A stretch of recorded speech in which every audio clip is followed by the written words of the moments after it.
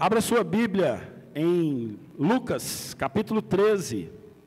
Lucas, capítulo 13. Nós vamos expor hoje do verso 18 ao verso 21. Lucas 13, do 18 ao 21. Nós temos estudado aqui na igreja o Evangelho de Lucas. E o último texto que nós estudamos no domingo passado foi a cura da mulher encurvada. E logo após essa cura da mulher encurvada, onde a mensagem principal desse texto, da cura da mulher encurvada, é mostrar que o reino de Deus já havia sido estabelecido aqui nesta terra. Então, logo depois de o texto trazer esse fato que, através de atos poderosos, de milagres, de cura, de libertação, de restauração, Lucas encaixa então o fato de que o reino de Deus é estabelecido, e logo em seguida, nessas duas parábolas que nós vamos ler agora, Lucas fala sobre o crescimento do reino de Deus, e é sobre isso que nós vamos falar nesta manhã, o crescimento do reino de Deus. Vamos ler juntos os versos 18 a 21, a Bíblia diz assim: e dizia, aqui é semelhante o reino de Deus, e aqui o compararei, é semelhante a um grão de mostarda, que um homem plantou na sua horta, e cresceu, e fez-se árvore, e as aves do céu aninharam-se nos seus ramos. Disse mais, a que compararei o reino de Deus?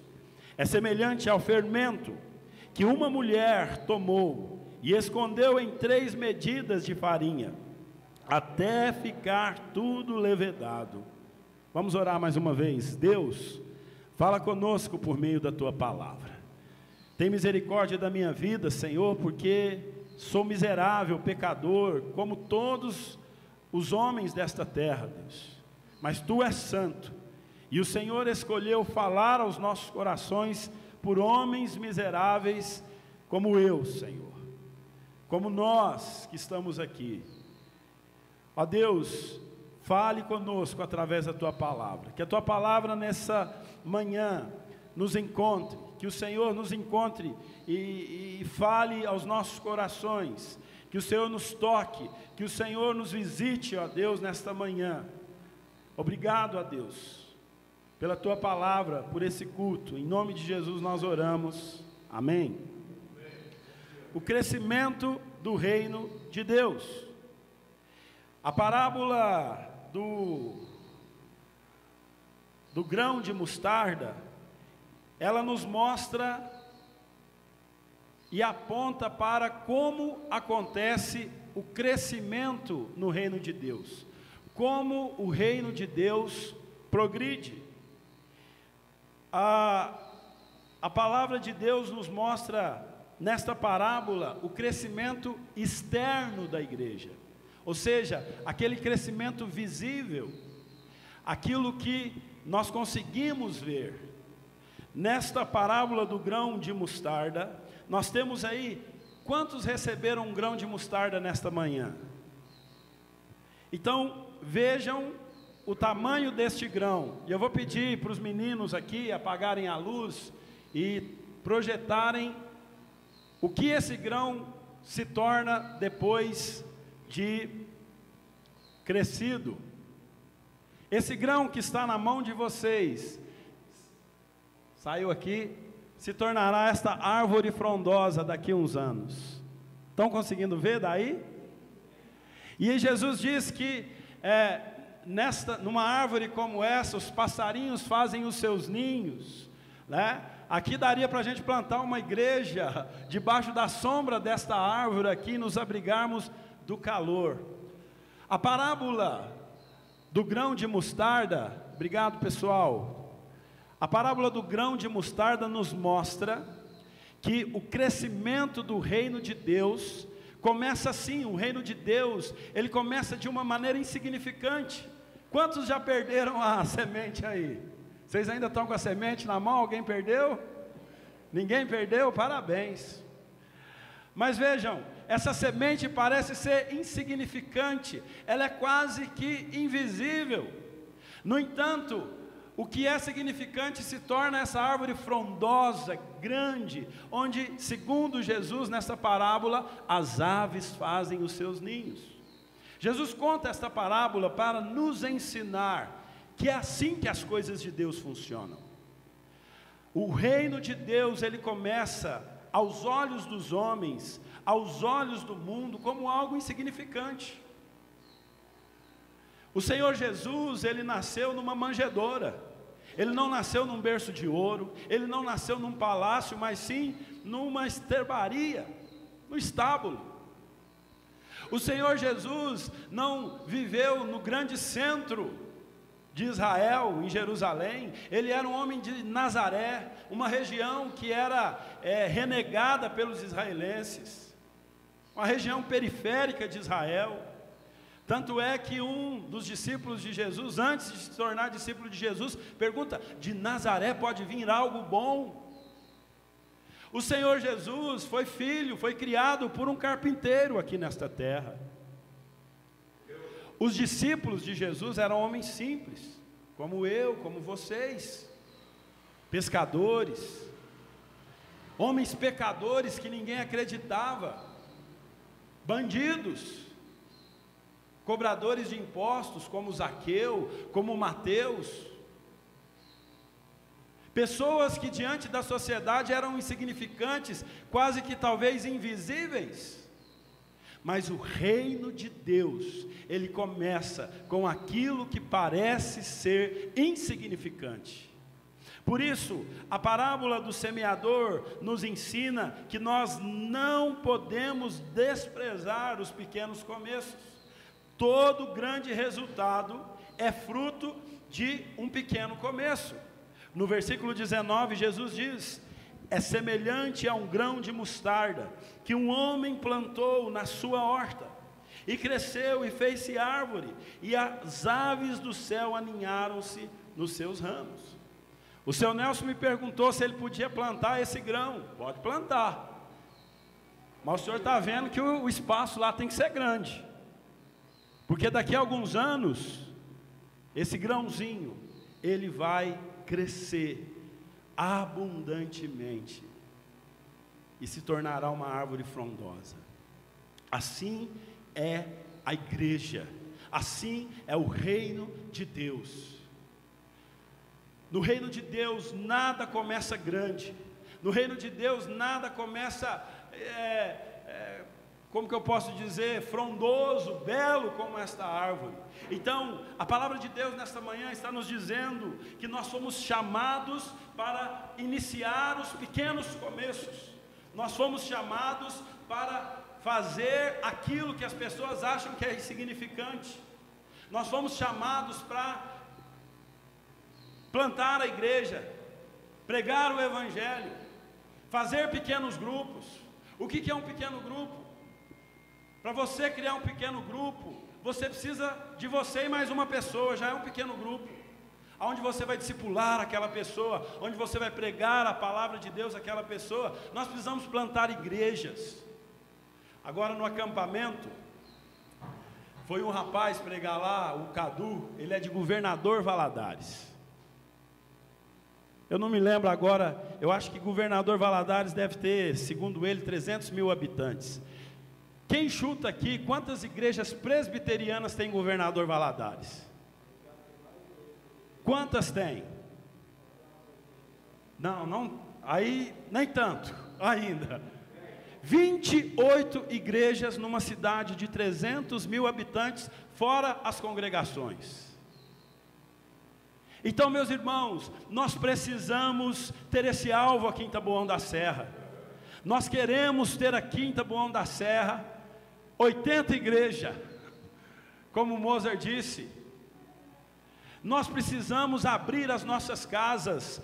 É por isso que eu estou voltando para Taboão da Serra, porque a minha casa vai ser uma igreja em Taboão da Serra. Eu sou daqui. Nasci mineiro, mas vou morrer taboanense. Vocês vão ter que me aguentar. Ano que vem tem eleição pastoral. E se você não votar em mim, seu dedo vai cair. Tá certo? Então, nós precisamos acreditar no que Jesus falou. As coisas podem parecer insignificantes aos nossos olhos. Eu vou abrir o meu grupo, mas só um vizinho meu vem. Continua pregando para este vizinho, continua cuidando desse vizinho. Lembrem-se que os sermões mais impactantes que Jesus pregou foi para 1, 2 ou 3 pessoas. Jesus pregou para a mulher ali no poço, a mulher samaritana, e a Bíblia diz que aquela mulher ganhou a cidade toda para Jesus. Jesus prega para aquela mulher, uma mulher adúltera, uma mulher que já havia sido casada 5 vezes. Então vejam, meus irmãos, aquilo que parece insignificante, talvez a gente olhe para pessoas que vão chegar à nossa igreja, que estão na nossa casa, na nossa família, e pense: essa pessoa aí não tem mais jeito, já se separou várias vezes, vive uma vida de vícios, é promíscua. Irmãos, é esse tipo de gente que Deus usa, gente igual eu e você, gente adúltera, gente pecadora, bandidos, viciados. Quem já adulterou aqui, levanta a mão. Quem já mentiu aqui, levanta a mão. Eu vou perguntar aí. Mentiu agora então. Jesus disse assim, deixa eu sair daqui, senão eu vou atrapalhar a transmissão. Jesus disse assim: toda vez que você olhar por uma mulher com intenção impura no seu coração, você adulterou. Isso serve tanto para o homem como para a mulher. Você vai dizer para mim, irmãos e irmãs, que nunca olhou para um homem e uma mulher e a desejou? Ou a desejou? Ou o desejou?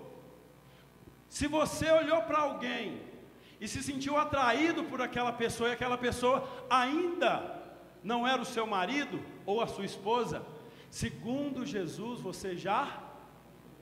Eu vou perguntar de novo. Quem já adulterou aqui, levanta a mão.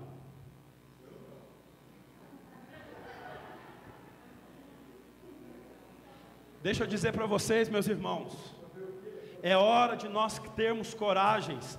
Dos 10 mandamentos, quantos você acha que já quebrou? Então você é um adúltero. A Bíblia está certa ou está errada? Quem já adulterou aqui, levante a mão, pelo amor de Deus. Então não tenham vergonha de assumir quem nós somos pecadores, nós somos insignificantes, e é através de pessoas insignificantes que o reino de Deus cresce. De todos os mandamentos da Bíblia, de Gênesis a Apocalipse, sabe quantos nós quebramos? Todos. Não tenha vergonha de dizer que você é pecador. Deus é o Deus dos pecadores. Deus, Jesus, veio para os pecadores. Não se enganem. Não pensem que você e eu somos melhores do que alguém que deitou na cama com uma pessoa que não fosse o seu cônjuge. Ainda que nós não fizemos o ato consumado, todos nós somos adúlteros. É isso que a Bíblia diz. Mas a Bíblia não diz isso para nos culpar, para nos condenar. A Bíblia diz isso para nos lembrar: você precisa de Jesus. Você precisa do Salvador. A Bíblia diz isso para nós não acharmos que nós somos melhores do que aquela mulher do poço de Samaria. Nós não somos. Não existe pessoas mais pecadoras e menos pecadoras. Só existe um grupo de pessoas: pecadores. Não tem nem mais nem menos. Todos somos o quê? A Bíblia diz em Romanos 3:23: todos pecaram e carecem da glória de Deus. Então, essa parábola nos lembra que aos olhos dos homens, que aos olhos da igreja, que aos olhos da sociedade, a nossa vida pode parecer insignificante, e de fato, ela é insignificante como esse grão de mostarda, mas a nossa vida na mão de Deus produzirá frutos, e a igreja do Senhor é feita por gente insignificante. Nós vamos colocar uma placa aqui nos diáconos. Já viu aqueles homens que ficam lá no centro, vende-se ouro? Aqueles homens de sanduíche. Nós vamos pôr no diácono assim, ó: proibido a entrada de gente perfeita. Aqui não é lugar para gente perfeita. Aqui não é lugar para gente que acredita ser perfeito. Aqui é lugar para nós, pecadores. E é através da sua vida, da minha vida, das nossas vidas, que o reino de Deus vai crescer. Então, não pense que a sua vida é insignificante. Todos aqui têm um propósito. Todos aqui foram chamados por Deus. O reino de Deus, ele cresce através de pessoas como nós. Nós assumimos aqui, nós confessamos aqui. Irmãos, nesta manhã Deus está trabalhando no nosso coração. Sabe por quê? É fácil a gente olhar para o pecado dos outros. Mas quando eu pedi para vocês levantarem as mãos, quase ninguém quis levantar, mesmo tendo consciência de que é pecador. É fácil nós olharmos para o pecado das pessoas, mas a Bíblia nos chama para olhar para o nosso pecado. O apóstolo Paulo, quando ele fala sobre a ceia, ele diz: examine a você mesmo e não ao outro. O exame que nós devemos fazer é para nós mesmos. Mas olhar para o nosso pecado nos dá consciência da nossa insignificância, mas nos dá também a certeza do poder de Deus. Essa igreja aqui, vocês já sabem, ela começou numa reunião de oração na casa de uma vizinha aqui do nosso bairro. E de repente foi crescendo, foi crescendo. Ainda não cresceu como a gente queria, mas ela vai crescer. Essa igreja é insignificante para muita gente aqui da cidade. Muita gente que frequentou esta igreja considera esta igreja do Jardim Monte Alegre como uma igreja insignificante e irrelevante, mas ela não é insignificante para mim e não é para você. Por isso nós estamos aqui hoje. Nós estamos aqui hoje porque nós cremos que faremos a obra aqui em Taboão da Serra. Nós cremos que Deus tem projetos para nós, para a nossa igreja. Nós cremos que nós seremos usados. A igreja que começa com o Messias nascendo numa manjedoura. A igreja que começa com 12 apóstolos, que eram homens simples, sem cultura. No dia de Pentecostes, aquela igreja começa a crescer. Ela começa a crescer. E os corações duros começam a ser quebrados. Às vezes a gente diz assim: fulano de tal é duro demais, pastor. Só Deus. Irmãos, todo coração é duro, e sempre é só Deus que pode fazer. A igreja começa a crescer, os corações quebrados. A igreja começa a ter no seu hall de membros doutores e analfabetos. Essa é a beleza da igreja. A igreja não é um lugar de... Como que chama quando só um grupo se reúne? Alguém me ajuda aí? Hã? Panela, não era panelinha, mas um clube. A igreja não é um clube só para jovens ou só para velhos, só para quem é rico ou só para quem é pobre. Um gueto. A igreja é para todos. A igreja é um lugar essa palavra que a turma gosta de dizer, de diversidade, de diferenças. Então na igreja você vê doutores, analfabetos, ricos, pobres. A igreja cresce. A fogueira da perseguição na época do Império Romano, as prisões, as mortes não impediram o crescimento da igreja. Irmãos, o apóstolo Paulo escreveu que nos 40 anos depois da morte e ressurreição de Cristo, a igreja havia chegado em todos os países conhecidos do mundo daquela época. Então, onde houvesse civilização, 40 anos depois, sem avião, sem carro, sem internet, sem isso aqui, ó. Porque imagina se Paulo tivesse uma caneta Bic na mão, o que ele ia fazer? se sem caneta Bic ele foi usado poderosamente nas mãos de Deus. A igreja foi conhecida no mundo inteiro civilizado 40 anos depois. Ela chegou no continente europeu, ela chegou no continente asiático, ela chegou no continente africano daqueles dias. Então, a parábola da mostarda nos mostra que a igreja do Senhor, ela começa de maneira pequena, mas ela cresce. E a igreja continua crescendo, meus irmãos. A igreja de Jesus Cristo continua crescendo, e pessoas de todos os povos, línguas e nações confessarão que Jesus Cristo é o Senhor.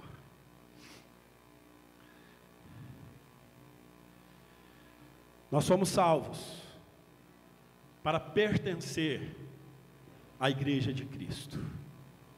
Eu quero chamar a nossa atenção nesta manhã para uma cultura que eu percebo que está sendo criada aqui na nossa igreja do Jardim Monte Alegre. Há muitos anos. Eu acho que sempre foi assim, desde quando eu cheguei aqui para pastorear essa igreja, que é a cultura do evento. A nossa igreja pensa em igreja como evento. Uma vez por mês a gente reúne as mulheres. Uma vez por mês nós reunimos as crianças. E assim com jovens e adolescentes, homens. Uma vez por mês a gente sai para evangelizar. Essa é uma cultura do evento. E essa cultura não é bíblica. Essa cultura é conveniente a nós. Porque essa cultura do evento, ela foi criada por nós pelo seguinte: eu só faço quando eu posso. Eu só faço quando me sobra o tempo. Mas a cultura bíblica da igreja é a cultura do pertencimento. Igreja não é feita de eventos. Igreja Jesus não morreu pela igreja para que ela produzisse eventos, mas igreja existe para nós pertencermos a ela. E se nós não tomarmos cuidado, a gente acha que igreja é vir aqui no domingo de manhã, fica aqui 2 horas, volta para casa, e só no próximo domingo a gente é igreja. Evento.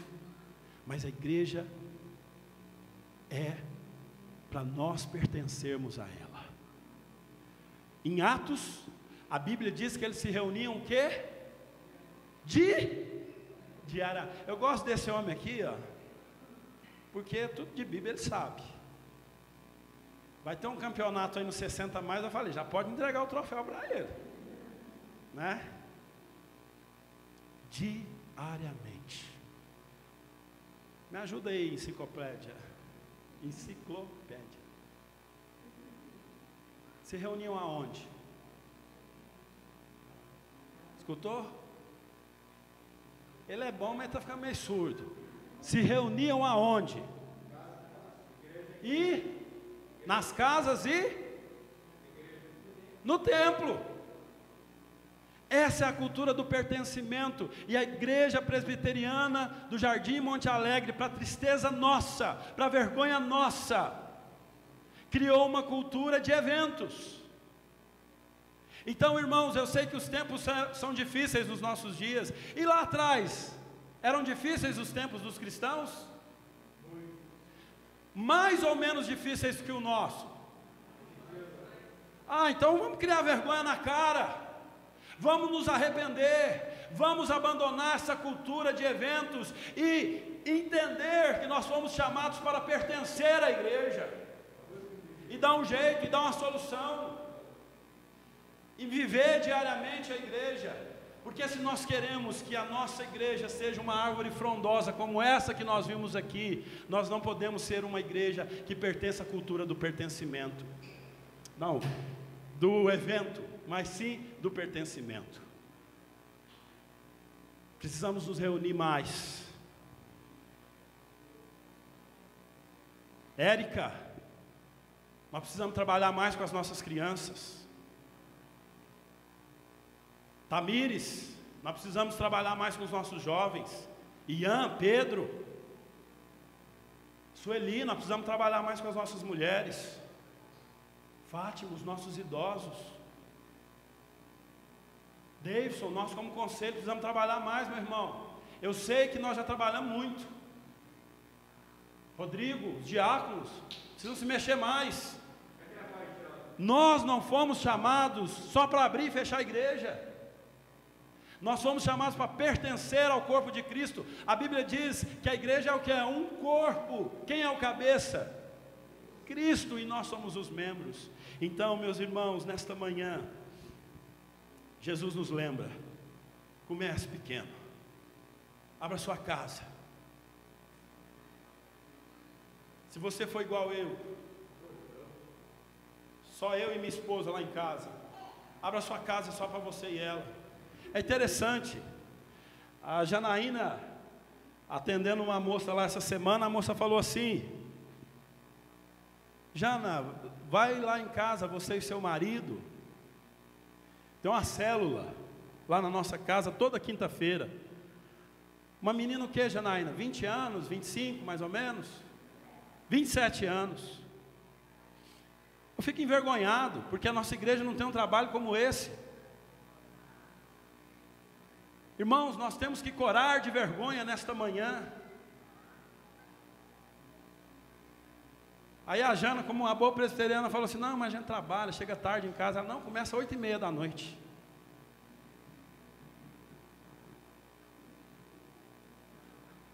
Enquanto nós ficarmos dizendo, eu trabalho, o trânsito, a distância, a não sei o quê. É claro, nós temos que procurar o mais fácil para nós a cada dia, mas as dificuldades não podem nos impedir de fazer a obra de Deus.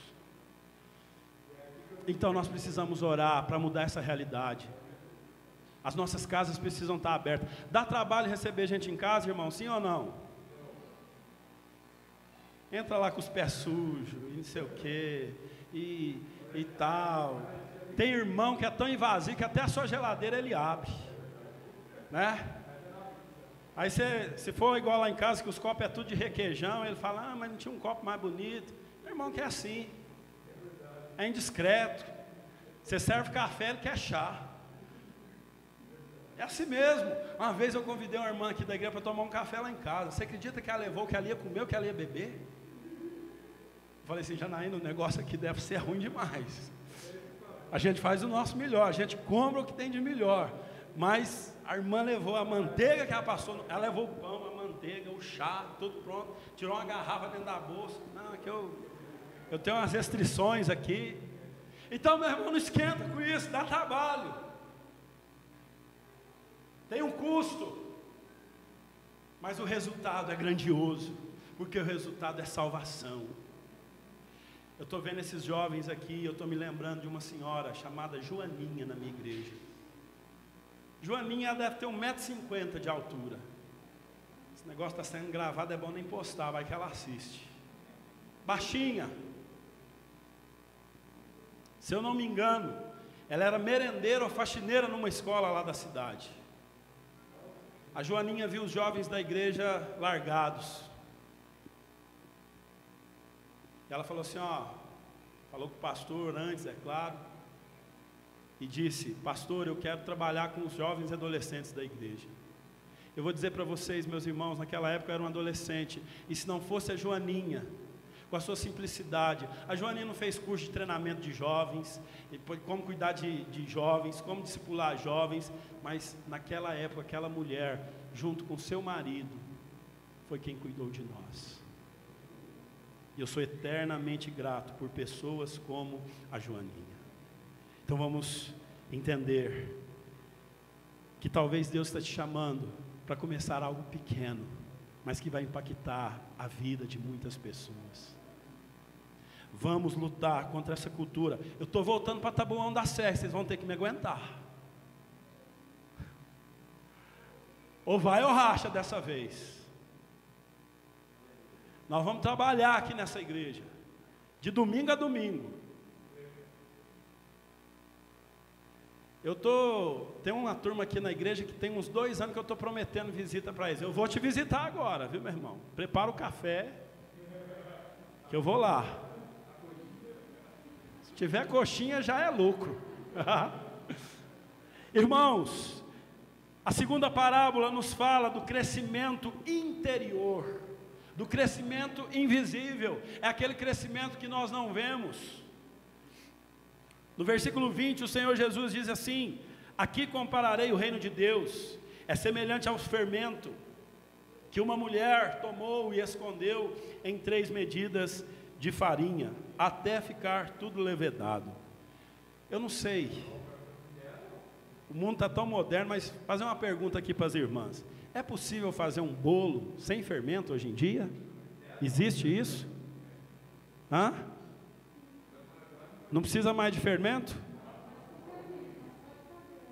Dá para fazer? Ele cresce? Hã? A Érica está falando que sem fermento fica ruim? Bom, eu não sei como é que é hoje. Mas o que Jesus está dizendo aqui no contexto dele é que era impossível fazer um pão e aquele pão crescer sem o fermento. E como que nós aplicamos isso na nossa vida? A graça de Deus, o fermento da graça. Quando a graça de Deus nos alcança, nós não vemos o fermento dentro do bolo. Nós não vemos algo acontecendo, mas de repente aquele fermento faz com que o bolo cresce. Assim é a graça de Deus nas nossas vidas. Quando alguém encontra a graça de Deus, parece que nada mudou. Às vezes parece que aquela pessoa não está mudando, aquela pessoa não está sendo transformada. Às vezes você está orando, você já teve essa sensação de orar por alguém da sua família? Algumas pessoas dizem: pastor, quanto mais eu oro por tal pessoa, parece que ela fica pior, parece que o coração dela fica mais duro. Mas a graça de Deus, ela entra nos corações, ela vai transformando, pouco a pouco ela transforma a nossa mente. Hoje, em nome de Jesus, a Igreja Presbiteriana do Jardim Monte Alegre, nesta manhã, eu espero em Deus e creio, nós seremos transformados da cultura de evento para a cultura de pertencimento.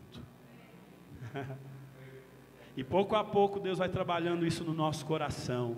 Pouco a pouco Deus vai mudando. Pouco a pouco Deus vai falando: olha, você precisa ser um marido melhor para sua esposa, um filho melhor para os seus pais, pais melhores. Você precisa servir melhor na sua igreja. Deus vai mudando, o crescimento vai acontecendo aos poucos. Ele muda a nossa vontade, Ele nos transforma. Irmãos, eu anotei aqui algumas causas sociais que foram promovidas através da igreja. Cristãos levantaram a bandeira da libertação da escravidão. Foram os cristãos que levantaram a bandeira de valorizarem as crianças e mulheres. Hoje foi o dia, essa semana foi o Dia Internacional da Mulher. Quem mais valoriza a mulher é a Bíblia, meu irmão.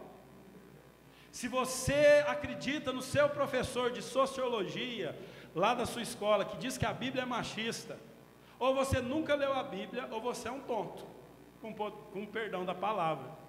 Porque no primeiro capítulo da Bíblia, Deus criou a mulher, porque viu que o homem precisava de uma auxiliadora, o quê? Idônea. A Bíblia de Gênesis, Apocalipse ensina o homem a tratar a mulher como? Como a ele mesmo. Há um discurso aí que diz assim: você tem que aprender a se amar. Discordo. Você já se ama. Irmão, nós já nos amamos. Nós já nos amamos. Em nenhum lugar da Bíblia Jesus falou: olha, Rodrigo, você precisa aprender a se amar. Não, mas Jesus falou assim: ame ao teu próximo como a ti mesmo. Maridões, varões aí, quem é casado dá um glória a Deus. Quem não é casado também, mas é homem, dá um glória a Deus. Está faltando homem aqui, pelo menos homem solteiro. Viu, Gabriel? Você tem quantos anos? 9, mas eu quero te dizer uma coisa: você tem que aprender a ser homem. E ser homem é amar a esposa como a mim mesmo. é amar a minha esposa como Cristo amou a igreja. Então, é a igreja que levantou a bandeira, na história o povo de Deus levantou a bandeira da defesa da mulher, do cuidado da mulher, da proteção da mulher. O apóstolo Pedro fala para o homem cuidar das coisas comuns de casa. O que é a coisa comum de casa, meu irmão? Que o homem tem que ajudar a esposa. Lavar a panela, organizar, o que mais? Cozinhar. Então veja só, o macho, Deus muda o meu coração, né, Jana? A Jana está assim, Senhor, mas o macho é o homem que lava a panela. O homem de verdade é o homem que ajuda a sua esposa, que valoriza a mulher. Nós temos que ensinar as nossas crianças que as mulheres devem ser amadas. A igreja, ela levantou a bandeira do cuidado com os idosos, do alívio à pobreza. A igreja levantou a bandeira da ciência, do conhecimento. Quem criou as universidades que hoje falam tão mal de Deus foi a igreja. A universidade é uma criação da igreja. Quem já ouviu falar aqui na Universidade de Princeton? Algumas pessoas. Você sabia que essa universidade foi criada por presbiterianos? Essa famosa universidade no mundo inteiro foi criada pela igreja presbiteriana lá na América. Então, a influência do fermento da graça, ela é invisível, ela vai mudando. Ela vai mudando. Ela vai transformando a sociedade. Quando uma nação é avivada por Deus, aquela nação muda. Um exemplo bem prático para nós. Se você pudesse escolher, você tinha só duas opções: morar na Coreia do Norte ou na Coreia do Sul. Qual que você escolheria?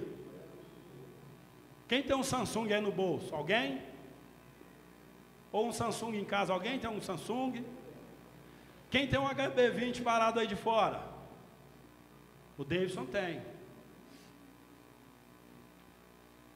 Sabe qual que é a diferença da Coreia do Norte e da Coreia do Sul? Poder de Deus.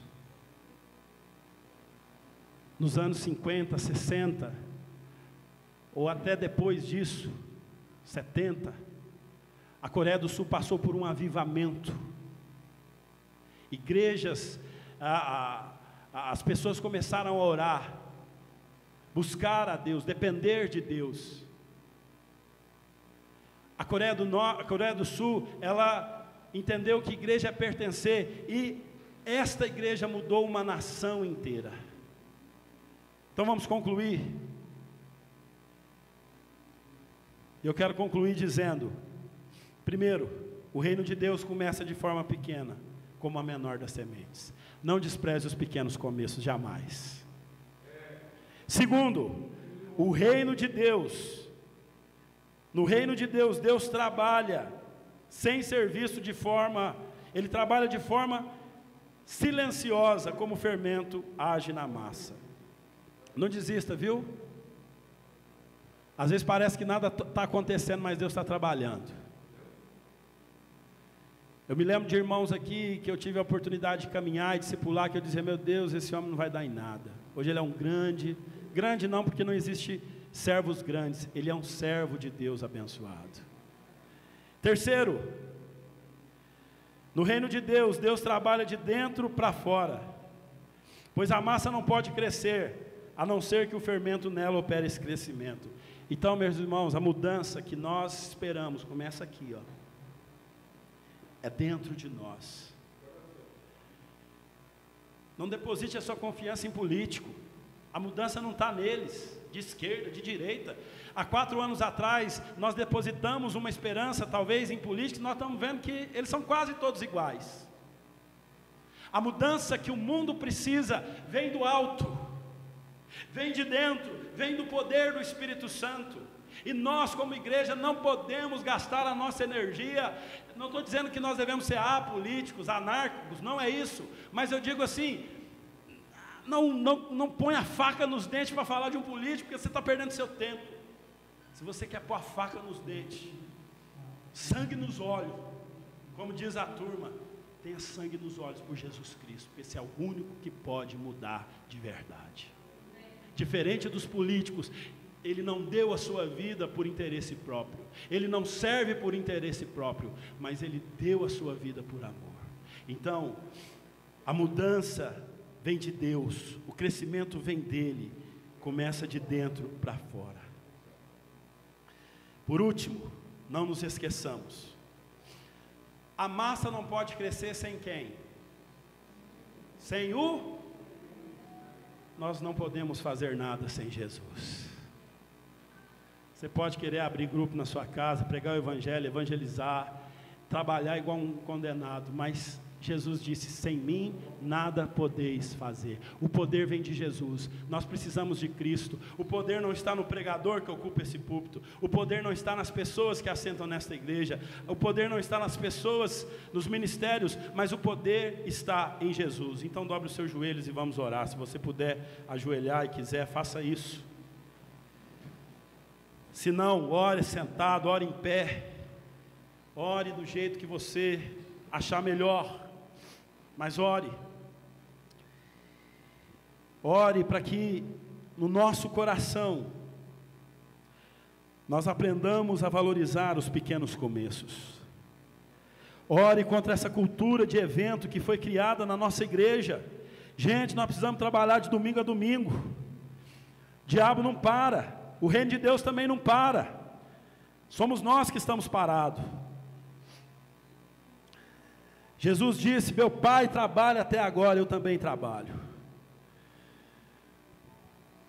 Igreja não é lugar de evento, igreja é lugar de pertencer. Não desanime, se aos olhos humanos, aos seus próprios olhos, o que você tem feito parece insignificante. O reino de Deus é assim mesmo. Começa com aquilo que aparentemente é insignificante e produz grandes resultados para a glória de Deus. Não se esqueça, sem Jesus, eu e você, esta igreja, nós não podemos fazer nada. Senhor, nós te louvamos, ó Deus, porque o Senhor é um Deus maravilhoso. O Senhor escolheu o povo de Israel, ó Deus, ali no Egito, povo fraco, sem armas, sem exército, sem espada, sem dinheiro, escravos, e libertou aquele povo e fez deles o povo do Senhor, ó Pai, e entregou aquele povo a Tua palavra, e aquele povo, ó Deus, fez com que a Tua palavra chegasse até nós, porque quem produz o crescimento é o Senhor, e não o povo fraco, pobre, pequeno. Deus amado, nós te louvamos, ó Deus, porque muitos de nós aqui fomos alcançados e discipulados por igrejinhas em garagens, em pequenas salas. Os hinos que nós sabemos cantar hoje de cor foram cantados por irmãos desafinados, como eu nesta manhã cantei, ó Deus. Mas nós somos edificados, ó Deus, por pessoas pequenas, aos olhos do mundo. Senhor, nós te louvamos, ó Pai, porque não são os grandes teólogos que alcançam o nosso coração na rua. Na prática, ó Deus, quem alcança o nosso coração é o companheiro de trabalho, é a funcionária, é o pai, é a mãe, é o amigo, é o irmão. Somos nós, ó Deus. Então nós queremos te louvar por termos o privilégio de sermos como um grão de mostarda, mas nas tuas mãos, ó Deus, termos a certeza do crescimento do reino do Senhor. Nós te louvamos, ó Deus, porque a tua igreja continua a crescer, ó Pai. Te louvamos porque pessoas de todos os povos, tribos, línguas e nações diariamente se rendem a Jesus Cristo como seu único e suficiente Senhor e Salvador, ó Pai. Senhor, nesta manhã a tua palavra nos desafia a sair da inércia, a sair do comodismo, a sair do medo, da incerteza, das desculpas, e nos colocarmos, ó Deus, na posição de pessoas, ó Pai, dispostas a te servir, Senhor, pela fé. Ó Deus, nós podemos ser pequenos e fracos aos nossos próprios olhos, como Gideão disse, Senhor. Gideão disse: eu sou o menor, a minha família é a mais pobre, a menor de Israel, e eu sou o mais pobre da minha casa. Mas o poder não estava em Gideão, o poder não está em nós, o poder é teu, ó Pai, os recursos são teus, ó Deus, o agir é do Senhor. Então, Senhor, que nós não venhamos nos apegar às mentiras que nós criamos na nossa vida, as desculpas que nós criamos, ó Deus, para não fazer a obra do Senhor. Os dias hoje não são mais difíceis do que eram no passado. Cada época tem a sua dificuldade, ó Deus. Vivemos tempos difíceis também, mas assim como os nossos irmãos do passado venceram as dificuldades para que a igreja fosse o que é hoje, nós devemos vencer as nossas, ó Deus, para que o teu reino continue crescendo para a tua glória. Ó Deus, e nós sabemos que se não formos nós, serão outros, mas nós declaramos nesta manhã: nós queremos ser sementes em tuas mãos. Nós queremos ser mordomos em tuas mãos, no teu reino. Nós queremos te servir, nós queremos trabalhar para o crescimento da tua igreja. Ó Deus, nós queremos, ó Pai, ser usados para a tua glória, Senhor. Sim, Senhor, queremos crescer espiritualmente, queremos crescer internamente, queremos mudar, ó Deus. Nós queremos uma mudança que ninguém vê, só o Senhor e nós mesmos. Mas também nós oramos por um crescimento e por uma mudança externa na Igreja Presbiteriana do Jardim Monte Alegre. Então, Senhor, louvado seja o teu nome por tudo que o Senhor já fez. Se nós formos olhar para trás, ó Deus, há poucos anos, nós éramos como aquele grãozinho, esse grãozinho de mostarda, ó Deus. E o Senhor já tem nos dado o crescimento, o amadurecimento, a transformação. Mas a seara do Senhor é grande, os trabalhadores são poucos, e nós rogamos ao Senhor que mande mais trabalhadores. Ajuda-nos a crescer espiritualmente, ó Deus. Tu vês a nossa dificuldade de reconhecermos que somos pecadores. A gente fala que é pecador, mas quando toca na nossa ferida, Senhor, nós ficamos constrangidos, ó Deus. Mas nessa manhã o Senhor nos lembrou que nós não somos melhores do que ninguém, Deus.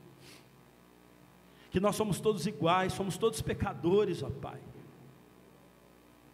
Então, Senhor, não deixe nos esquecer que o Senhor é o Deus que usa o adúltero arrependido, o ladrão arrependido, o incrédulo, o religioso arrependido. O Senhor usa quem o Senhor quer, ó Deus. A Bíblia diz que o Senhor usa as coisas fracas.